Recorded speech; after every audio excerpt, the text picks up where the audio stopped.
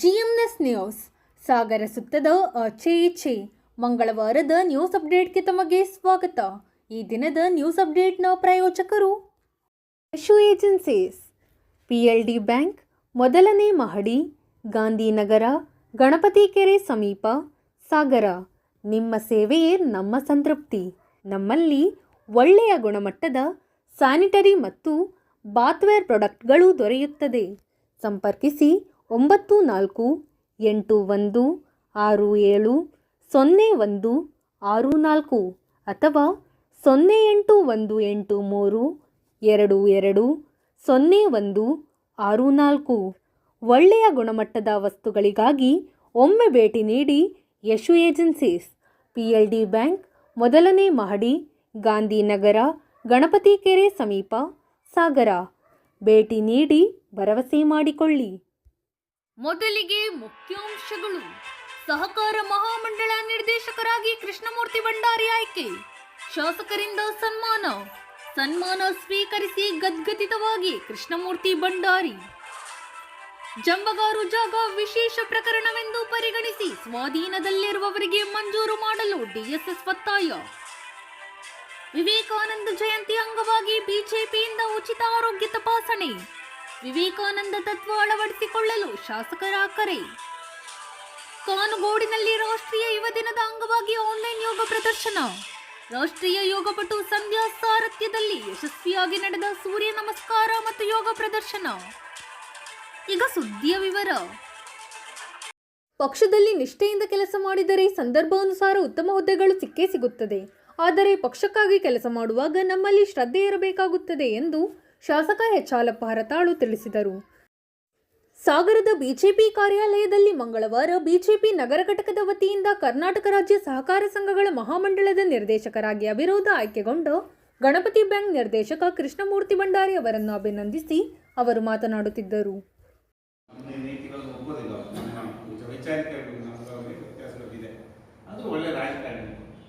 ಅವರು ಫೋನ್ ಮಾಡಿಬಿಟ್ಟಿದ್ದಾರೆ ರಾಘವೇಂದ್ರ ಅವರಿಗೆ. ಇವ್ರು ಯಾರು ಹೇಳಿದ್ರು ಅದು ಇವರೇ ಹೇಳಿದ್ರು, ಏನೋ ಹಣ ಹೆಂಗಣ ಆಗುತ್ತೆ ಅಂತ ಅವ್ರು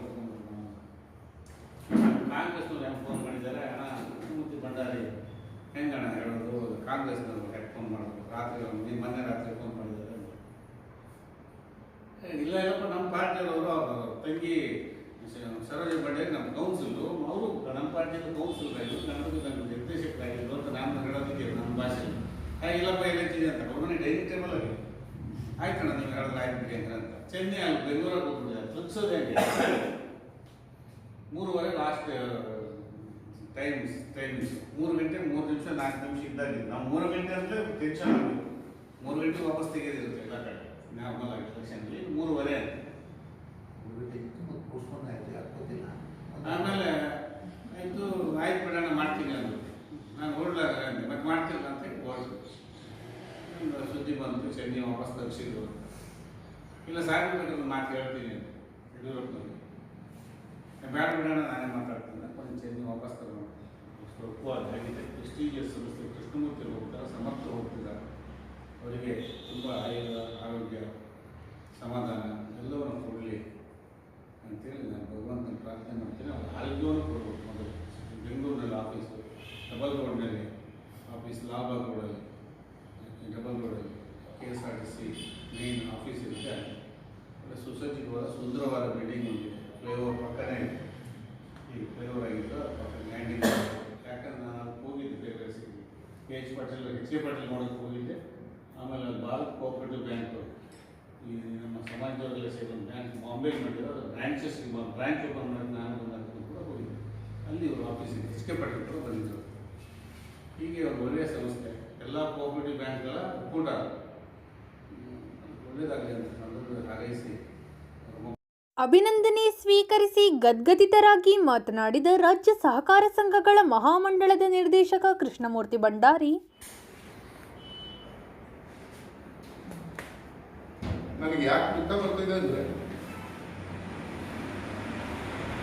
ವಿಭಿನ್ನವಾದಂಥ ನಮ್ಮ ಪಕ್ಷದ ಕಾರ್ಯಚಟುವಟಿಕೆ ಬಹುಶಃ ನನ್ನಂತ ಒಬ್ಬ ತೀರಾ ಆರ್ಥಿಕವು ಹಿಂದುಳಿದವರು ಕೂಡ ಈ ಸಮಾಜದಲ್ಲಿ ಸಂಘಟನೆ ಮೂಲಕ ಮೇಲ್ಬರ್ಬೋದು ಅಂತ ತೋರಿಸಿದಂಥ ನನ್ನ ಪಕ್ಷ. ಅದಕ್ಕೆ ಸಾಕ್ಷಿಯಾಗಿ ನಾನು ಇವತ್ತು ಪ್ರತಿಷ್ಠಿತ ಒಂದು ಸಂಸ್ಥೆ ನಿರ್ದೇಶಕನಾಗಿ ಆಯ್ಕೆ ಆಗ್ತಾ ಇದ್ದೀನಿ ತಮ್ಮೆಲ್ಲರ ಆಶೀರ್ವಾದದಿಂದ. ಬಹುಶಃ ನನಗೆ ಕಳೆದ 25 ವರ್ಷಗಳ ಹಿಂದೆ ನಿರ್ದೇಶಕನಾಗಿ ಚುನಾವಣೆಯಲ್ಲಿ ಬ್ಯಾಂಕಿನ ನಿರ್ದೇಶಕನಾಗಿ ಆಯ್ಕೆ ಆದ ತಕ್ಷಣ ನನ್ನ ಪಕ್ಷಕ್ಕೆ ಕಳಂಕ ಬರದೇ ಇದ್ದ ಹಾಗೆ ಸಹಕಾರಿ ಕ್ಷೇತ್ರದಲ್ಲಿ ನಾನು ತೊಡಗಿಸ್ಕೋಬೇಕು ಅನ್ನುವಂಥ ಛಲ ಏನಿತ್ತು ಅದು ಇವತ್ತು ಮೈಗೂಡಿದೆ. ಬಂಧುಗಳೇ, ನನ್ನ ಪಕ್ಷ ಈ ದಿಸೆಯಲ್ಲಿ ಯಾವ ರೀತಿ ಯೋಚನೆ ಮಾಡ್ತು ಅಂತಂದರೆ, ಮೊನ್ನೆ ದಿನ ನನ್ನ ಶಾಸಕರ ನಾನು ಮೇಘರಾಜರವರು ಹೋದ್ವಿ. ತಕ್ಷಣ ನನ್ನ ವಿರುದ್ಧ ಸ್ಪರ್ಧೆ ಮಾಡಿರ್ತಕ್ಕಂಥ ಹಿರಿಯರು DCC ಬ್ಯಾಂಕಿನ ಸನ್ಮಾನ್ಯ ಅಧ್ಯಕ್ಷರು ಚನ್ನವೀರಪ್ಪನವರಿಗೆ ನೇರವಾಗಿ ಪುನಾಯಿಸಿ ಮಾತನಾಡಿದರು ಶಾಸಕರು. ಉತ್ತಮ ರೆಸ್ಪಾನ್ಸ್ ಆ ಕ್ಷಣಕ್ಕೆ ಬರದೇ ಇದ್ದರೂ ಕೂಡ ಸತತವಾದ ಪ್ರಯತ್ನ ಶಿಕಾರಿಪುರದಲ್ಲಿ ಇಟ್ಕೊಂಡು ಸನ್ಮಾನ್ಯ ಸಂಸದರ ಮೂಲಕ ಒತ್ತಡವನ್ನು ಹೇರಿಸ್ತಾ ಆ ಒಂದು ಸ್ಥಳೀಯ ಕಾರ್ಯಕ್ರಮದಲ್ಲೂ ಕೂಡ ಇರಲಿಕ್ಕಾಗದಂಥ ಪರಿಸ್ಥಿತಿಯಲ್ಲಿ ಚನ್ನವೀರಪ್ಪನವರು ಬೆಂಗಳೂರಿನಲ್ಲಿ ಈ ಕಾರ್ಯಕ್ರಮದ ನಿಮಿತ್ತ ಅಲ್ಲಿದ್ದಾಗ ಅವರಿಗೆ ಅತ್ಯಂತ ಹೆಚ್ಚಿನ ಪ್ರಾಮುಖ್ಯತೆಯ ವಿಷಯವನ್ನು ಇದನ್ನು ಕೈಗೆತ್ತಿಕೊಂಡು ಆ ಒಂದು ಹೋರಾಟದಲ್ಲಿ ಯಶಸ್ಸನ್ನು ನನಗೊದಗಿಸಿಕೊಟ್ಟಿರ್ತಕ್ಕಂಥ ಕೀರ್ತಿ ಬಹುಶಃ ಇದ್ದರೆ ಅದು ನನ್ನ ಹಿರಿಯರಾದಂಥ ಶಾಸಕರಿಗೆ ಒಂದು ಮೇಘರಾಜರಿಗೆ ಸಲ್ಲಿಸ್ತೇನೆ. ಅದೇ ರೀತಿ ರಾಘಣ್ಣನವರು ನನಗೆ ಒಂದೇ ಒಂದು ಸಲ ಫೋನಿಗೆ ಕಾಂಟ್ಯಾಕ್ಟ್ ಆದರು. ಅವ್ರು ಹೇಳಿದ್ರು ಪ್ರಾಮಾಣಿಕವಾಗಿ ಪ್ರಯತ್ನ ಮಾಡ್ತೀವಿ ಅಂತ. ಆದರೆ ಎಲ್ಲೋ ಒಂದು ಕಡೆಗೆ ಚನ್ನವೀರಪ್ಪನ ಹಿಂದೆ ಸರಿಸೋದಕ್ಕೆ ಬಹುಶಃ ಹಿರಿಯರು DC ಬ್ಯಾಂಕ್ ಅಧ್ಯಕ್ಷರು ಮತ್ತು ಅವ್ರ ನೆಲದಲ್ಲೇ ಬೆಳೆದು ರಾಜಕಾರಣವನ್ನು ಮಾಡ್ತಾ ಇರ್ತಕ್ಕಂಥ ಚನ್ನವೀರಪ್ಪನವ್ರನ್ನ ವಾಪಸ್ ತಗೊಳ್ಳಿ ಅನ್ನೋದಕ್ಕೆ ಬಾಯಿ ಸ್ಥಿತಿ ಅವರಿಗೆ ನಿರ್ಮಾಣ ಆಗಿತ್ತು. ರಾಜ್ಯ ಮಟ್ಟದಲ್ಲಿ ಕಳೆದ 4 ದಿವಸದಿಂದ ನಾನು ಬೆಂಗಳೂರಿನಲ್ಲೇ ಕೂತ್ಕೊಂಡು ನನ್ನ ಕೆಲವೊಂದು ಸ್ನೇಹಿತರ ಜೊತೆಗೆ ಬೆಂಗಳೂರಿನಲ್ಲೇ ಇದ್ದೆ. ಯಾರನ್ನ ಬಿಟ್ಟು ಮಾತಾಡಿಸಿ HK ಪಾಟೀಲ್ಗೆ ಹೇಳಿ ಬಹುಶಃ 15 ವರ್ಷದಿಂದ ಈ ಒಂದು ಸಂಸ್ಥೆ ನಿರ್ದೇಶಕರ ಕೆಲಸ ಮಾಡ್ತಾ ಇರ್ತಕ್ಕಂಥ SP ಶೇಷಾದ್ರಿ ಅವರನ್ನು ತೆಗೆಸಲಿಕ್ಕೆ ನನಗೆ ಯಶಸ್ಸು ಸಿಕ್ಕಿದ್ರು ಎಲ್ಲೋ ಒಂದು ಕಡೆ ನನಗೆ ಹಿನ್ನಡೆ ಆಗ್ತಾ ಇದೆಯೇನೋ. ಚನ್ನವೀರಪ್ಪನವರು ತುಂಬ ಮುನ್ಸ್ಕೊಂಡಿದ್ದಾರೆ ಮತ್ತು ಪಟ್ಟಿಟ್ಟಿದ್ದಾರೆ ಅನ್ನೋದು ಕಲ್ಪನೆ ಬಂದಾಗ ಶಾಸಕರಾದ ಅದನ್ನು ತೋಡ್ಕೊಂಡೆ. ಬಹುಶಃ ಅವ್ರು ನಿನ್ನೆ ದಿನ ತುಂಬ ಸುವರ್ಣಾಕ್ಷರದಲ್ಲಿ ಬರಬೇಕಂಥದ್ದು ಶಿಕಾರಿಪುರದಲ್ಲೇ ಇಟ್ಕೊಂಡು ಆ ಒಂದು ಯಶಸ್ವಿ ಕಾರ್ಯಕ್ರಮವನ್ನು ಇವತ್ತು ನನಗೆ ನಿನ್ನೆ ಒದಗಿಸಿಕೊಟ್ರು. ಅವರಿಗೆ ತಮ್ಮೆಲ್ಲರ ಪರವಾಗಿ ಮತ್ತು ನಾನು ವೈಯಕ್ತಿಕವಾಗಿ ಕೃತಜ್ಞತೆ ಸಲ್ಲಿಸ್ತೇನೆ. ಪುರಸಭೆ ಇದ್ದಾಗ ಒಂದು ಹೋರಾಟ ರೂಪುರೇಷೆಯನ್ನು ಇವತ್ತು ರಾಮಪ್ಪನವರು ಹಾಕ್ಕೊಡ್ತಿದ್ರು. ಯಡಿಯೂರಪ್ಪನವರು ಮೇಷ್ಟು ಥರ ತಿಂಗಳಿಗೆ ಒಂದ್ಸರಿ ಒಂದು ಪಾಠ ಮಾಡ್ತಿದ್ರು. ತುಂಬ ಬೆಳವಣಿಗೆ ಅಷ್ಟೇ ಕಾರ್ಯಕರ್ತರು ನಾವು ಕಾಣ್ತಾ ಇದ್ವಿ ಸಾಗರದಲ್ಲಿ. ಅವರ ಹೋರಾಟದ ಎಲ್ಲ ಮೇಲ್ಮಟ್ಟದ ರೂಪುರೇಷೆಗಳನ್ನು ಜಾರಿಗೆ ಕೊಟ್ಟು ನಮ್ಮನ್ನು ರಸ್ತೆಗೆ ಹಟ್ತಾ ಇದ್ದವರು ರಾಮಪ್ಪನವರು. ಅದನ್ನು ಯಶಸ್ವಿಯಾಗಿ ಪೂರೈಸುವ ಮುಖ ತೋರಿಸ್ತಿದ್ವಿ. ಹಾಗೆಯೇ ಬಂಗಾರಪ್ಪನವರು ತಂದಿರ್ತಕ್ಕಂಥ ಆಶ್ರಯ ಯೋಜನೆ, ಕಾಗೋಡು ತಿಮ್ಮಪ್ಪನವರು ಅದನ್ನು ಜಾರಿಗೆ ಕೊಡ್ತಕ್ಕಂಥ ಸಂದರ್ಭ ಬಹುಶಃ 35 ಮನೆಗಳನ್ನು ನಿರ್ವಸ್ಥಿತನಾಗಿ ಮಾಡಿ ಆ ಮನೆಗಳನ್ನು ಕಿತ್ತಾಕುವಂಥ ಪ್ರಯತ್ನ ಮಾಡಿದಾಗ ಅವರ ನೇತೃತ್ವದಲ್ಲಿ ನಡೆದ ಹೋರಾಟದಲ್ಲಿ 11 ರಾತ್ರಿ ಅನ್ನ ನೀರನ್ನು ಬಿಟ್ಟು ನಾನು ಆ ಕ್ಷೇತ್ರದಲ್ಲಿ ರಾತ್ರಿ ಮಲಗಿದ್ದುಂಟು. ಇದು ಹೋರಾಟ. ಈ ಹೋರಾಟದ ಫಲ ಎಂಥ ಒಬ್ಬ ಸಾಮಾನ್ಯ ಕಾರ್ಯಕರ್ತನಾದರೂ ಮೇಲಕ್ಕೆ ಎತ್ತಬಹುದು ಅನ್ನೋದಕ್ಕೆ ಒಂದು ಉದಾಹರಣೆ. ಧನ್ಯವಾದಗಳು. ಇಷ್ಟು ಹೇಳ್ತಾ ತಮ್ಮೆಲ್ಲರ ಸಹಕಾರ, ಶ್ರೀ ಹಿರಿಯರ ಮಾರ್ಗದರ್ಶನ ಮತ್ತು ಸಹಕಾರಿ ಕ್ಷೇತ್ರದಲ್ಲಿ ಅತ್ಯಂತ ದುರ್ಣರಾದಂಥ ನನ್ನ ಗುರುಗಳು ನನಗೆ ಯಾವತ್ತೂ ಮಾರ್ಗದರ್ಶನ ಆಗಲಿ ಅಂತ ಈ ಸಂದರ್ಭ ಹೇಳ್ತಾರೆ. ವೇದಿಕೆಯಲ್ಲಿ ರಾಜ್ಯ ಹಿರಿಯರ ಪ್ರಕೋಷ್ಠದ ಸದಸ್ಯ UH ರಾಮಪ್ಪ, APMC ಅಧ್ಯಕ್ಷ ಚೇತನ್ ರಾಜ್ಕಣ್ಣೂರು, ನಗರ ಘಟಕದ ಅಧ್ಯಕ್ಷ KR ಗಣೇಶ್ ಪ್ರಸಾದ್, ನಗರಸಭೆ ಅಧ್ಯಕ್ಷೆ ಮಧುರಾ ಶಿವಾನಂದ್, ಉಪಾಧ್ಯಕ್ಷ V ಮಹೇಶ್, ದೇವೇಂದ್ರ ಪಯಲಕುಂದ್ಲಿ ಇನ್ನಿತರರು ಹಾಜರಿದ್ದರು.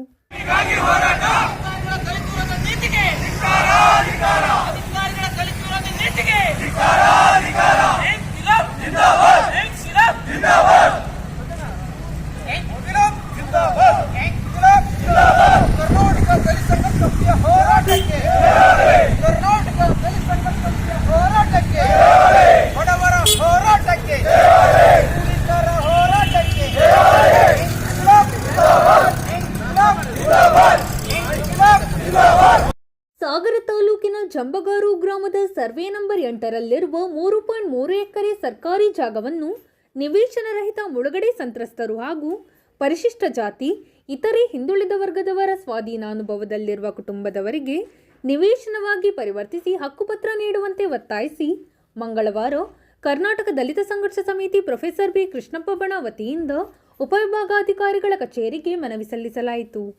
ಪ್ರತಿಭಟನೆಯನ್ನು ಉದ್ದೇಶಿಸಿ ಮಾತನಾಡಿದ ಸಮಿತಿಯ ತಾಲೂಕು ಸಂಚಾಲಕ ಲಕ್ಷ್ಮಣ್ ಸಾಗರ್, ಅವರೇ ಅಲ್ಲಳ್ಳಿ ಗ್ರಾಮ ಸರ್ವೆ ನಂಬರ್ 16/A ಏನು ರೆವಿನ್ಯೂ ಲ್ಯಾಂಡ್ ಅನ್ನು ಕಬಳಿಸಿದ್ದಾರೆ.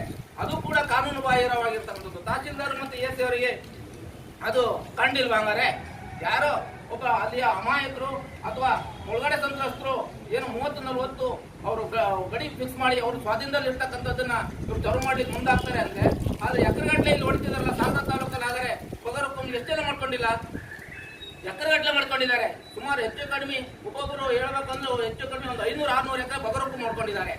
ಇರೋದು 1 ಎಕರೆ ಮುಂಜಿರುತ್ತೆ, ಆದ್ರೆ 500-600 ಎಕರೆ ಬಗರಪ್ಪು ಮಾಡ್ಕೊಂಡಿದ್ದಾರೆ. ಹಾಗಾದ್ರೆ ಅಧಿಕಾರಿಗಳು ಅದಕ್ಕೆ ಕಂಡು ಬೀಳಿಲ್ವಾ?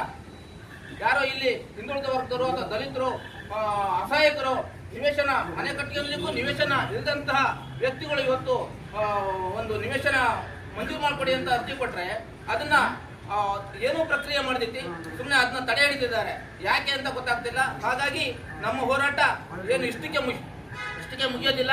ಇನ್ನು ಮುಂದೂ ಕೂಡ ನಾವು ಈ ವಿಚಾರದಲ್ಲಿ ಹೋರಾಟ ಮಾಡಿ ಏನೋ ನ್ಯಾಯ ಸಿಗಬೇಕು, ಆ ಭಾಗದ ಜನರಿಗೆ ಏನೋ ನ್ಯಾಯ ಸಿಗಬೇಕು, ಆ ಮಂಜೂರಾತಿ ಹಂತದಲ್ಲಿ ಮಾಡಬೇಕು ವಿಶೇಷ ಪ್ರಕರಣ ಅಂತ ಹೇಳಿ ಅದನ್ನ ಘೋಷಣೆ ಮಾಡಿ ಮಾನ್ಯ DC ಅವರು ತತ್ಕ್ಷಣವೇ ಅವರಿಗೆ ಹಕ್ಕುಪತ್ರ ಕೊಡ್ತಕ್ಕಂಥ ವ್ಯವಸ್ಥೆ ಆಗಬೇಕು. ಇಲ್ಲದೆ ಹೋದ್ರೆ ಇಡೀ ಜಿಲ್ಲೆ ಅಲ್ಲ ರಾಜ್ಯಾದ್ಯಂತ ಉಗ್ರವಾದ ಹೋರಾಟವನ್ನ ಕರ್ನಾಟಕ ಸಂಸ್ಥೆ ಮುಂದೆ ಮಾಡುತ್ತೆ, ಹಮ್ಮಿಕೊಳ್ಳುತ್ತೆ ಅಂತ ಹೇಳ್ತಾ ಈ ಸಂದರ್ಭದಲ್ಲಿ ಸಮಿತಿಯ ರಾಜ್ಯ ಸದಸ್ಯ ರಾಜೇಂದ್ರ ಬಂದಗದ್ದೆ, ತಾಲೂಕು ಸಂಘಟನಾ ಸಂಚಾಲಕ ಧರ್ಮರಾಜ್, ರಂಗಪ್ಪ ಹೊನ್ನೇಸರ, ಅಣ್ಣಪ್ಪ ಬೋವಿ, ಸೋಮಶೇಖರ್ ಅರಮನೆಕೇರಿ, ಸುರೇಶ್ ಬಿಆರ್, ವಿಜೇಂದ್ರ, ದೇವದಾಸ್ ಪ್ರಭು ಇನ್ನಿತರರು ಹಾಜರಿದ್ದರು.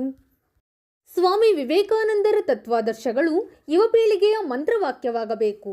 ವಿವೇಕಾನಂದರ ಬದುಕು ಎಲ್ಲರಿಗೂ ಆದರ್ಶಮಯವಾದದ್ದು ಎಂದು ಶಾಸಕ ಹೆಚ್ಹಾಲಪ್ಪ ಹರತಾಳು ತಿಳಿಸಿದರು.